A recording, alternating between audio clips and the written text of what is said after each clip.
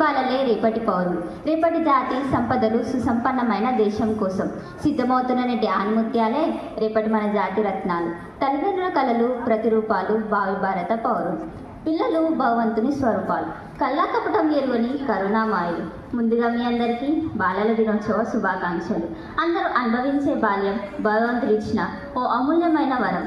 ఈ బాలలు కనుక సరైన మార్గంలో ప్రయాణిస్తే మన దేశ కీర్తి పతాకపు రెపరెపలు ప్రపంచానికి కనిపిస్తాయని, మరి ప్రపంచంలోనే అత్యున్నత స్థానం మన భారతదేశానికి లభిస్తుందనే సత్యాన్ని గ్రహించిన వారిలో ప్రప్రథమ వ్యక్తి మన పండిత్ జవహర్లాల్ నెహ్రూ. చరిత్రను చదవడం మాత్రమే కాదు, సృష్టించాలి అన్నాడు మన నెహ్రూజీ. భారతదేశ తొలి ప్రధానిగా, స్వతంత్ర పోరాట నాయకుడిగా, చాచాజీగా, పండిట్జీగా ప్రాచుర్యం పొందాడు. అంత మాత్రమే కాదు, రచయిత, పండితుడు, చరిత్రకారుడు, ప్రముఖ రాజకీయవేత్త కూడా. నెహ్రూకి పిల్లలు అంటే అమితమైన ప్రేమ. అంత మాత్రమే కాదు, పిల్లలకు ఆయన అంటే కూడా అంతే ప్రేమ. అందుకే ఆయనను అందరూ ముద్దుగా చాచా నెహ్రూ అని పిలుస్తారు. అందుకే ప్రతి సంవత్సరం జవహర్లాల్ నెహ్రూ జయంతిని భారత్లో బాలల దినోత్సవంగా జరుపుకుంటారు.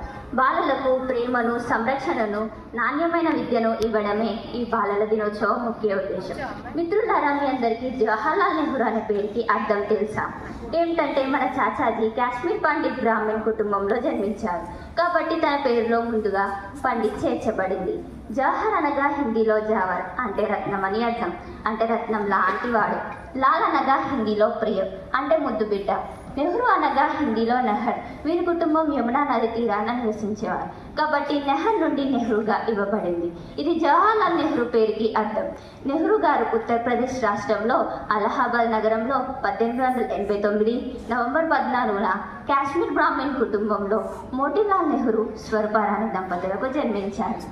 నెహ్రూ గారి బాల్యం ముద్దుమురిపాల మధ్య అతి గారాభంగా తొలి విద్యాభ్యాసం ఇంటి దగ్గరే ప్రైవేటు ఉపాధ్యాయుల వద్దే నడిచింది. ఇంగ్లాండ్లో ఉన్నంత విద్యాభ్యాసించారు. 1947లో భారతదేశ తొలి ప్రధానమంత్రి 17 ఏళ్ల పాటు పదవిలో కొనసాగారు. పిల్లలు వికసించిన మొగ్గలని జవహర్లాల్ నెహ్రూ నమ్మేవారు. అందుకే వారికి సురక్షితమైన సంతోషకరమైన భవిష్యత్తును ఇవ్వాలని, వారు ఆనందకరమైన వాతావరణంలో పెరగాలని నెహ్రూ భావించేవారు. అందుకే పిల్లల కోసం ఆయన జన్మదినాన్ని బాలల దినోత్సవంగా మార్చారు. చివరగా మిత్రులారా, ఇంతటి మహానుభావుని ఎంత ప్రశంసించినా తక్కువే. మనమందరం నెహ్రూ గారి కళల్ని నెరవేర్దాం, భావితరాలకు ఆదర్శంగా నిలుద్దాం, సెల్ ఫోన్లకు దూరంగా ఉందాం, ప్రకృతితోని స్నేహాన్ని పెంచుకుందాం, ఒకరికొకరం సహాయం చేసుకుందాం, అందరం కలిసి నడుద్దాం, మన దేశాన్ని ముందుకు నడిపిద్దాం. చివరిగా ఒక చిన్న కవిత.